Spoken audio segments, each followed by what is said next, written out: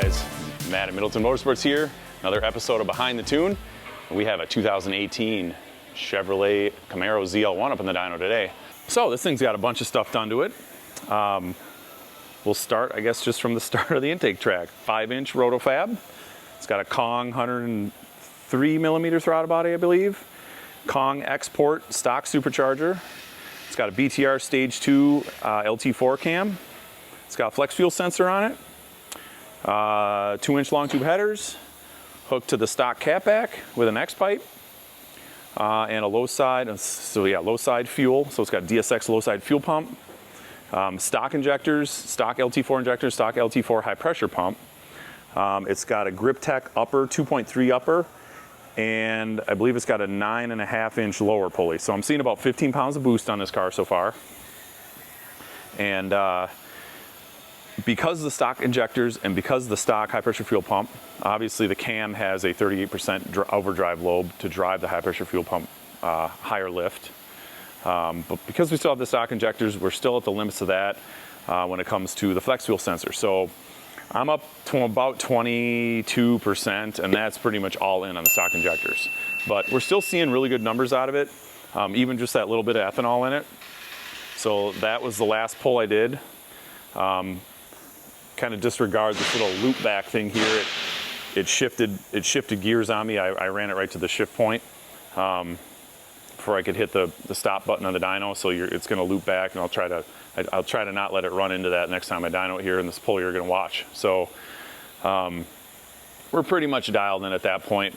I let it cool off just a little bit. These LT4 superchargers run super hot, even with the porting. They still just run really hot versus like a Magnuson. The intercoolers are just tiny compared to some of the other offerings out there from Whipple and Magnuson. So, so I let it cool off for 10-15 minutes here, and I'm going to do one last pull. Hopefully I match that 777. I think that's pretty good power for a 20% ethanol, you know, stock porter blower deal. But yeah, everything else is looking really good. I did some shift point tuning on it. You'll probably see that in the video here.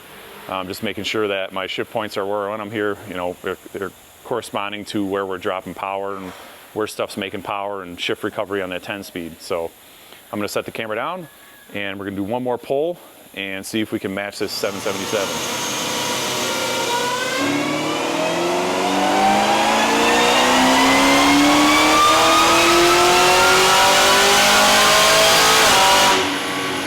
Looks like I about matched what my previous run was, and I still hit the shift point.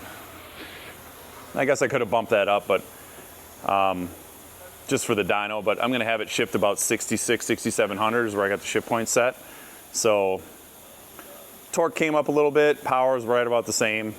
You can see maybe it ran a little bit out up here, just a smidge more. It was a little bit cooler, but not much. So, but yeah, that's, for what this is looking really good. I'm really happy with this power. I was kind of expecting to get close, yeah, somewhat. I was guessing 750 to 800 is kind of in between. It really depends on, you know, with these LT4 blowers, even the ported ones, temperature plays a huge factor in these things. So if I let it cool off all the way, like let it sit overnight, came in the morning, and did it, you know, got it up to just bare minimum temperature as far as oil and coolant, it'd probably make another 10, but that's not really realistic, you know, that's not real world stuff. So this is probably about the 6th or 7th pull I've done on it. So stuff's hot, oil's warm, all the temperatures are up. That's where I want to see it. So that's looking really good though. I'm really happy with that.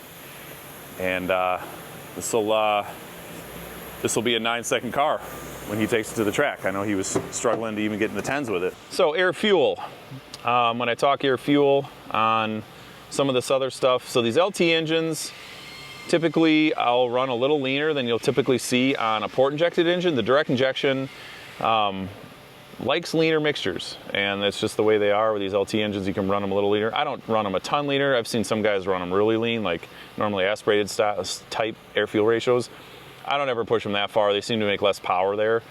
I'm always most successful as far as from a power production standpoint on the LT engines, 0.82 to 0.83. So that's what I'm seeing here, 0.83, 0.82, 0.82, 0.81. And I'm really happy with that air fuel line, nice and flat. You can see my injector pulse width. We are right out at the edge.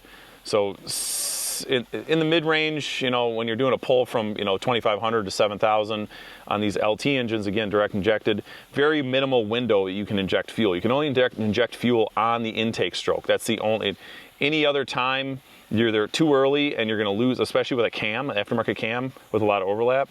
Too early, you're gonna lose it out of the exhaust valve, and too late, you're trying to inject into compression, and not a diesel engine cannot do that. You don't want it to try to start.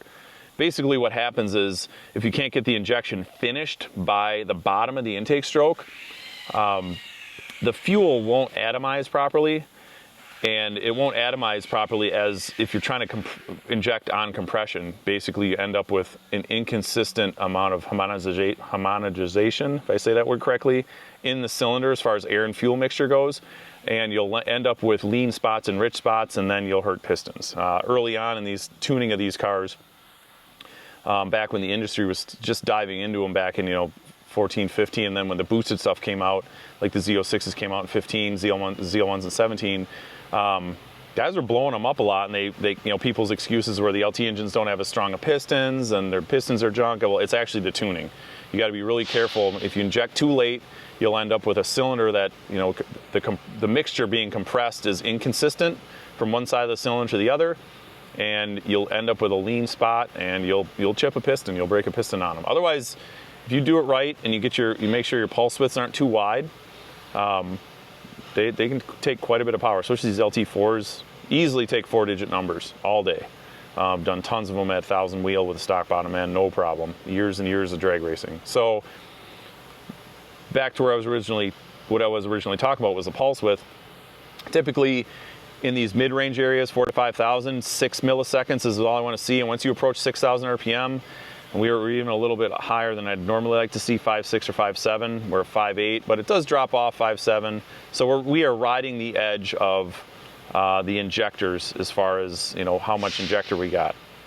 I got the high side pressure up. The low side pressure with that auxiliary pump is up, you know, 90 psi there.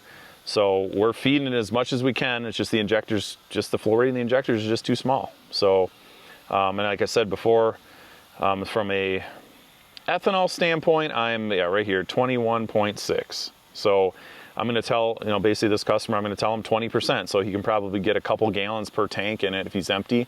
Put a couple gallons of ethanol, fill it up with the rest with pump gas, and he should be good to go. I was able to, and I didn't show the before, but it made, I got to go back. It made another 30 horsepower just going from a 10% mix to a 20% mix. And that's pretty typical on these engines. And port injected engines too. You start even getting into 20% ethanol, and there's a pretty big benefit over just no ethanol. So, so I have the spark multiplier pretty tight as far as, you know, 10% ethanol, we're adding 20% of my timing table for flex fuel, and 20% ethanol, we're adding 80% of this table. So you can see this table then adds to the main spark table, and we're diving into some GM tuning here, and I know you guys have seen some of this on my channel before. So main spark table, this is the main spark table. This is what the ECU will reference first, and then it'll use these modifiers to modify from that table, you know, basically what that table is reading. So the flex fuel table, then this time it gets added to the main spark table. So basically the same axes as the main spark table as far as load and RPM, and this is just an adder on top of the main spark table. But it does get run through this multiplier first based on ethanol percentage. So no ethanol, it's not adding any, it's just running the base timing table. At 10% ethanol, it can run 20% of what I have in here. So you can see as the RPM builds, I'm adding more timing with the ethanol. And as the load builds, obviously with the main spark table, if you look at it in a 3D format, you can kind of see how as load increases going this way, the timing drops down, and then as RPM builds, the timing increases. So you kind of end up with this curve this curved kind of sloped looking 3D graph. So cruising areas would be up in here, and wide open throttle is like running down through here. As you load it, timing comes down, and then then you hit that load, and then as the RPM build, you can ramp timing back in.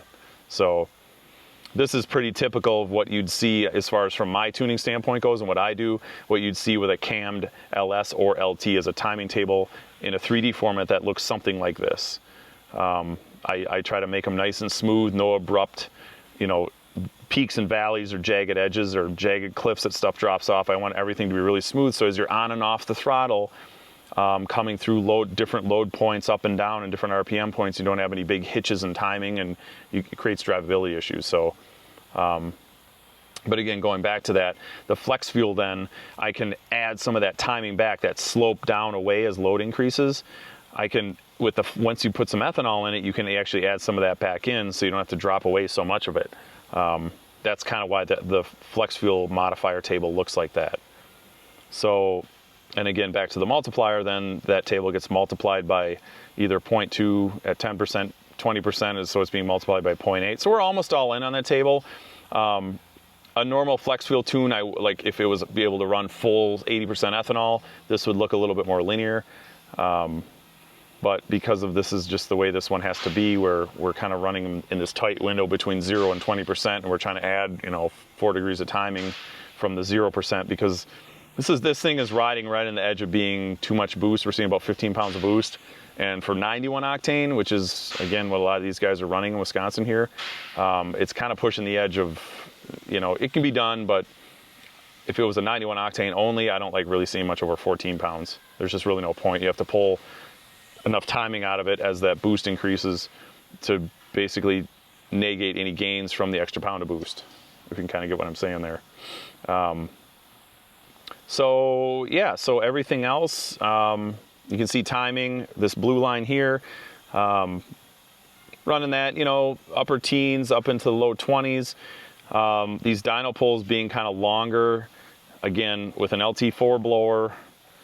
There's my manifold air temp at the top of the dyno pull, 158. So I am pulling timing after 130 degrees Fahrenheit. I am starting to pull timing based on that number. So, and that's just, again, to keep this thing safe. And these LT4 blowers, they just make a lot of heat. In the instance of, like that red Camaro I did with the Magnuson on it, that was a stock cam. If you remember, you go back and I probably showed it, you're not going to see these types of temperatures. At the top of a dyno pull, you're going to see 120. So this pull started at 115. If this is a Magnuson, you might see 130. If you were able to start at 100 degrees on a Magnuson, which you usually can on a dyno pull, you'd see maybe a 20-degree increase. These LT4 blowers, even when they're ported, without any sort of methanol injection on the inlet of them, they create a lot of heat, especially these boost levels. So you're seeing them, boost wise, KPA 205, that's right about 15 pounds of boost, which is, with this pulley combination with a cam, that's pretty typical. But everything else looks good here. I got my torques where I want them. I like making sure that the torque model on these cars with the 10-speed is accurate and representing how much torque the engine, at the flywheel the engine's making, because that keeps the transmission happy, and it'll nail the shift points real nice, and the shifts will be really nice and firm and quick. And that's how these cars go fast. The 10-speeds work really well when you get them to work right, shifting nice and quick. So everything else on this looks perfect, right where I want it to be. Yeah, so I think that's going to wrap it up for this car. Data log looks nice, like I said. I'm going to hop out here and I'm going to start unstrapping this thing. You guys can get a look at this dynograph one more time. So that'll do it for this one, guys. Thanks for watching the channel, and keep checking back for more videos. Have a good day.